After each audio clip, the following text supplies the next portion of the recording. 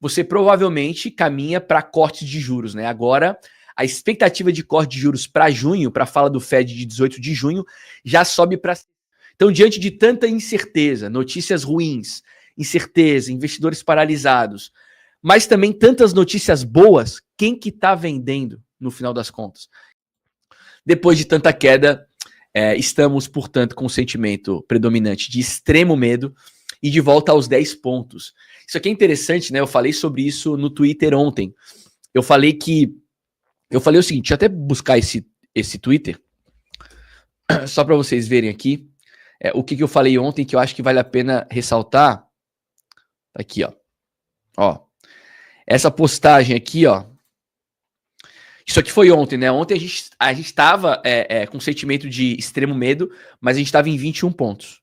E o que eu falei aqui no dia de ontem? Se essa queda for como a queda de abril, maio, como muita gente pensa, que não é o meu caso, naquela ocasião fomos abaixo dos 10 pontos.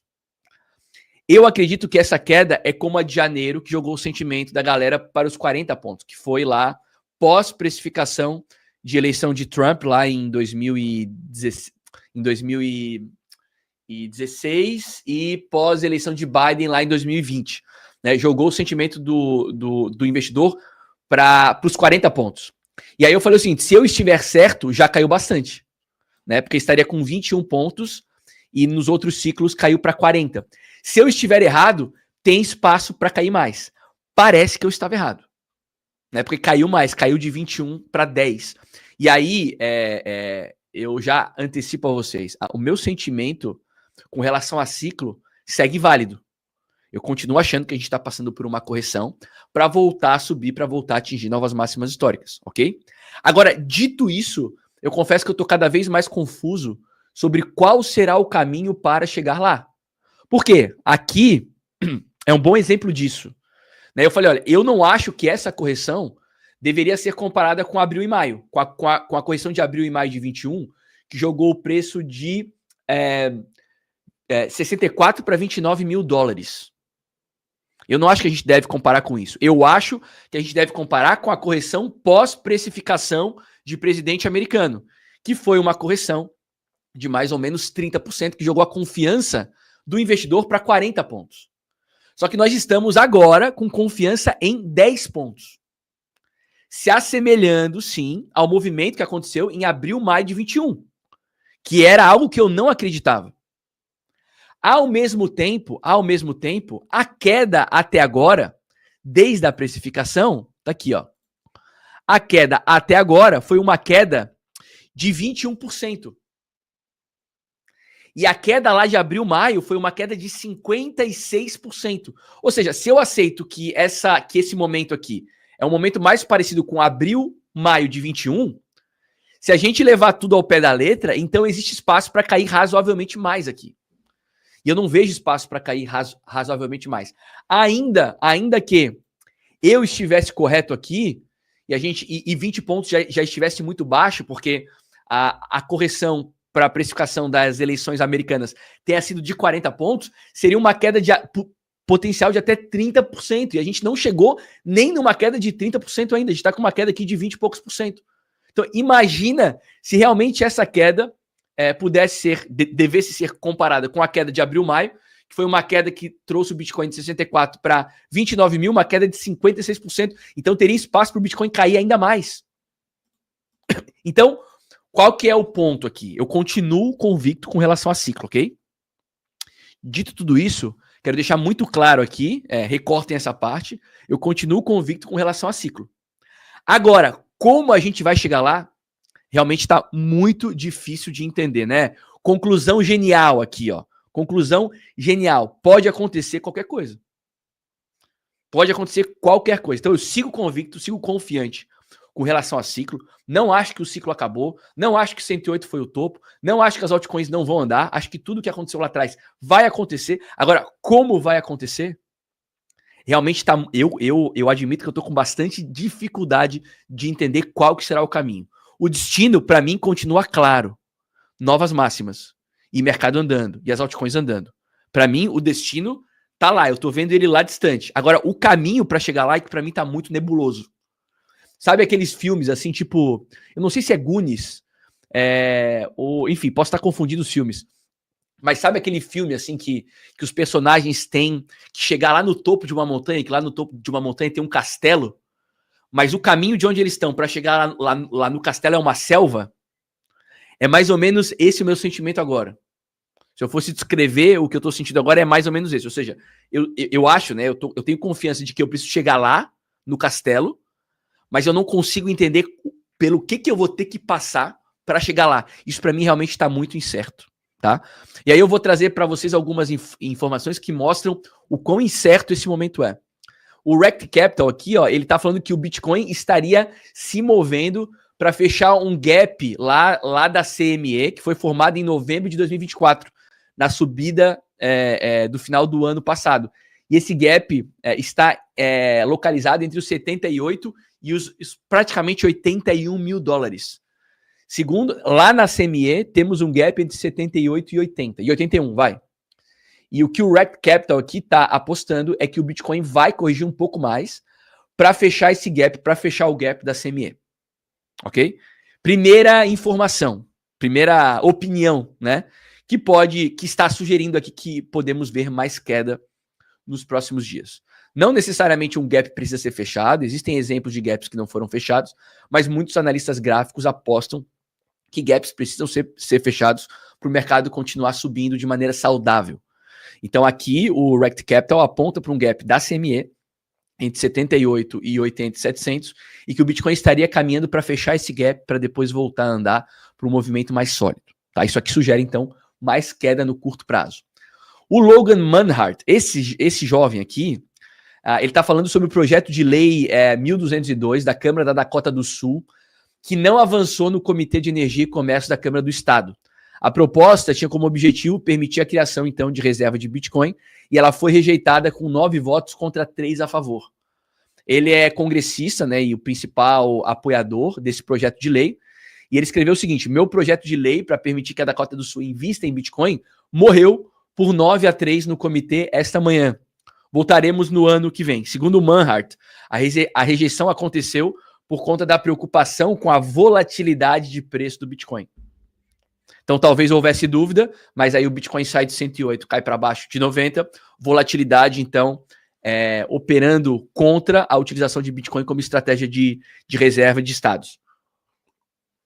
E essa questão tem sido um ponto de discórdia nos debates legislativos dos estados envolvidos nessas propostas.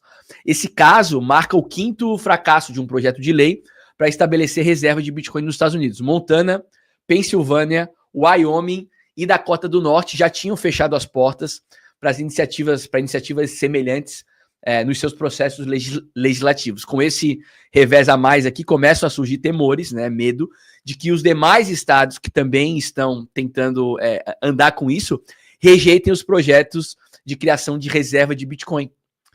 Atualmente, nesse momento, 18 estados têm propostas ativas nesse sentido. Deixa eu até botar aqui, ó. Tem propostas ativas nesse sentido. De acordo com dados recentes, cerca de 25 projetos de lei estão em processo. Resultados negativos nos 5 estados criaram incerteza sobre o futuro dessas iniciativas. Os 8 estados com processos ativos incluem propostas em diferentes estágios. Alguns passaram pelos comitês iniciais, enquanto outros ainda aguardam algumas votações importantes. A diversidade de abordagem complica qualquer tipo de previsão. O Bitcoin Laws, que é esse perfil aqui que vocês estão vendo na telinha agora, eles estão acompanhando esse desenvolvimento e eles compartilharam aqui nesse post a perspectiva deles. Ele escreve o seguinte, ó, abro aspas para o Bitcoin Laws. Muitas pessoas estão dizendo que todas as propostas podem ser rejeitadas. Então existe expectativa de que por conta dessas 5 rejeições, todas as outras sejam rejeições também. Mas cada estado é diferente e as decisões são tomadas por um número relativamente pequeno de membros do comitê. Então, segundo eles, existe pouca razão para ter previsões holísticas ou generalizadas que abranjam todas as jurisdições.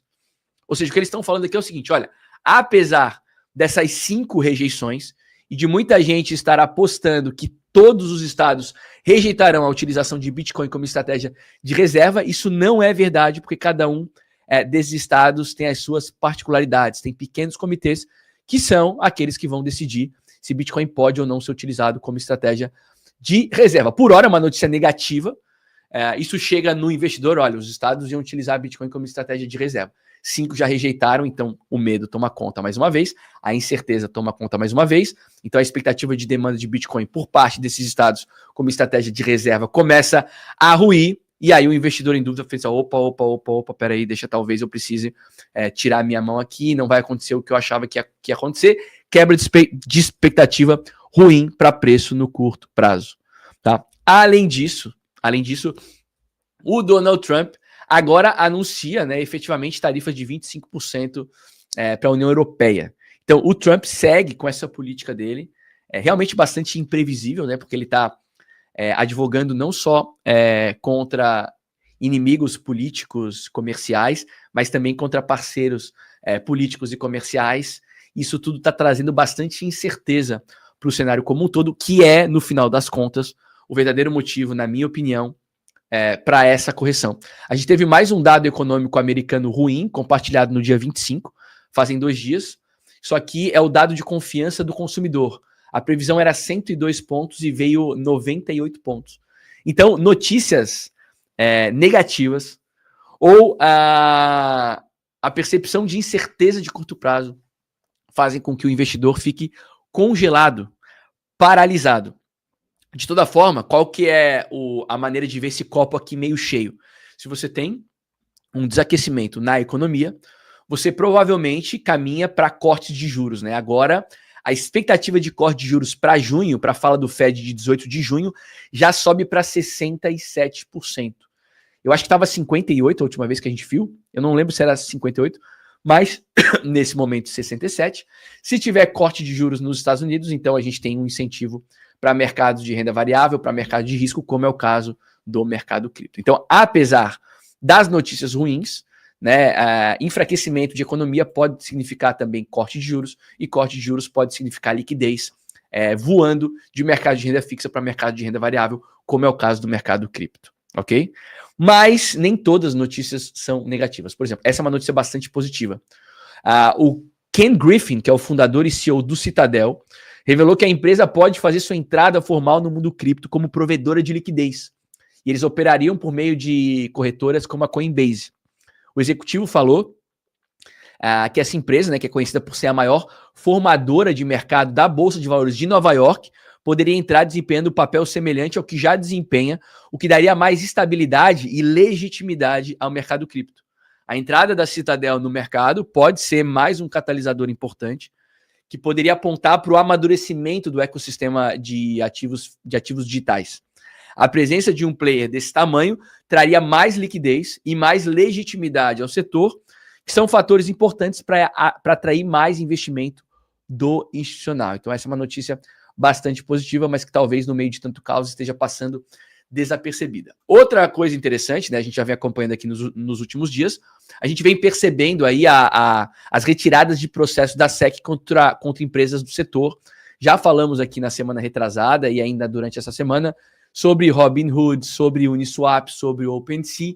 Agora, de ontem para hoje, tivemos então o fim da investigação, o fim do qual que é a palavra?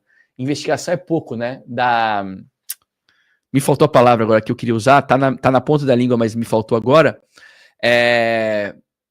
Contra a Gemini. Então, a Gemini também era acusada, assim como a Coinbase, de ser uma corretora negociando ativos securitários sem a apropriada autorização e tal. Estava sendo apontada, estava sendo apertada pela SEC. Escrutínio. Escrutínio era a palavra que eu estava buscando. Então, o escrutínio contra a Gemini também é deixar de lado, e a SEC retira mais um processo, depois de Uniswap, teve também outros, eu acho que teve Robinhood, Uniswap, OpenSea, teve mais, não sei se foi Crypto.com, enfim, vários projetos que estão tendo seus processos, a própria Coinbase, que estão tendo os seus processos retirados contra a SEC. Agora temos mais a Gemini, o que é mais uma notícia positiva, porque significa que tanto o SEC quanto o CFTC estão atuando a respeito do mercado cripto de uma maneira mais amigável, com menos aversão à indústria cripto. E ontem tivemos o resultado da NVIDIA, finalmente. Muita gente estava preocupada com o resultado da NVIDIA e o resultado foi publicado ontem. E a NVIDIA registrou um lucro líquido de quase 73 bilhões de dólares no seu último ano fiscal. Esse número representa um aumento nos lucros de 144,9% em relação ao ano anterior. Então, um dado muito positivo. A empresa fechou o ano fiscal com receitas de 130 bilhões de dólares. Porra, 130 bilhões com 72 de lucro líquido é bizarro, né? É realmente muito eficiente. Isso representa um aumento de 114% em relação ao ano anterior e um número recorde. Então, o ano fiscal, a receita foi um número recorde, crescimento de 114%, 130 bilhões, e o lucro líquido foi um lucro líquido que cresceu 144%, 72 bilhões. No último trimestre do ano fiscal, a receita da empresa cresceu 78%, atingindo 39 bilhões. É que daí a gente está falando de ano fiscal entre novembro de 24 e janeiro de 25. Esses resultados superam todas as expectativas dos analistas. Então, muita gente estava preocupada com o resultado da NVIDIA, que o resultado da NVIDIA, se viesse ruim, porque seria o primeiro resultado pós-DeepSeek, né, com mais pós-colapso de custos para a inteligência artificial. Muita gente preocupada com isso. Isso poderia impactar os mercados tradicionais, e como o cripto tem, de certa forma, seguido o que tem acontecido no mercado tradicional, muita gente estava preocupada, mas os resultados vieram muito bons, né?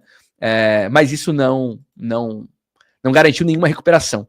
Tá certo que a gente saiu de 82 para 86, mas lembrando que outro dia a gente estava 91, 95, então uma pequena recuperação em meio a tanta queda. Então, são várias notícias, na minha opinião, várias notícias positivas. E aí, o James Van Straten, ele posta essa imagem aqui, mostrando quem está vendendo. Então, diante de tanta incerteza, notícias ruins, incerteza, investidores paralisados, mas também tantas notícias boas, quem que está vendendo no final das contas? Quem que está empurrando o mercado para baixo? E aí ele mostrou aqui, ó, que detentores de Bitcoin com 1 ano ou mais não estão vendendo. Quem está vendendo são investidores, né? Ou eu acho que a gente deveria chamar esses caras de especuladores somente de curtíssimo prazo. Olha só, muita venda de traders, né? Porque 24 horas é o cara que comprou hoje e vendeu hoje mesmo. Números bastante grandes também, o maior número aqui, para quem compra e fica com o ativo no máximo 1 semana. Depois entre 1 semana e 1 mês. Depois entre 1 mês e 3 meses. E aí o número menor, de 3 meses a 6 meses, e menor ainda, de 6 meses a 12 meses. Então, quem que está vendendo nesse momento? Não é quem tem dinheiro de verdade. Quem está vendendo nesse momento são investidores, especuladores, que operam o curtíssimo prazo. Então, quem opera o curtíssimo prazo é que está exercendo pressão vendedora nesse momento. Quem tem Bitcoin há bastante tempo não está vendendo nesse momento, está aproveitando esse momento para comprar mais. Um exemplo disso é o que a MicroStrategy está fazendo. O Salvador também, que vem fazendo DCA de 1 Bitcoin por dia. Numa queda dessas comprou 11, agora acho que ontem comprou 7. Aproveita uma queda para aumentar a mão e melhorar preço médio.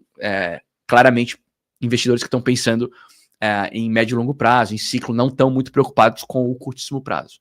Eu vou deixar aqui um link na descrição, pessoal, do vídeo, para você se cadastrar para a turma do Crypto Blinders, o meu curso onde eu ensino pessoas comuns a investir com segurança no mercado de criptomoedas e aplicar diversas das minhas estratégias altamente e extremamente lucrativas.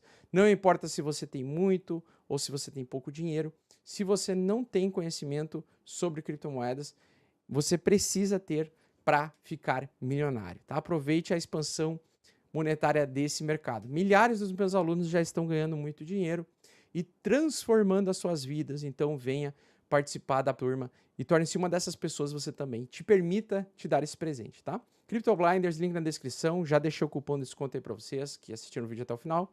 E não esquece de curtir, compartilhar esse vídeo com os teus amigos, com as pessoas que você ama e até a próxima. Tamo junto!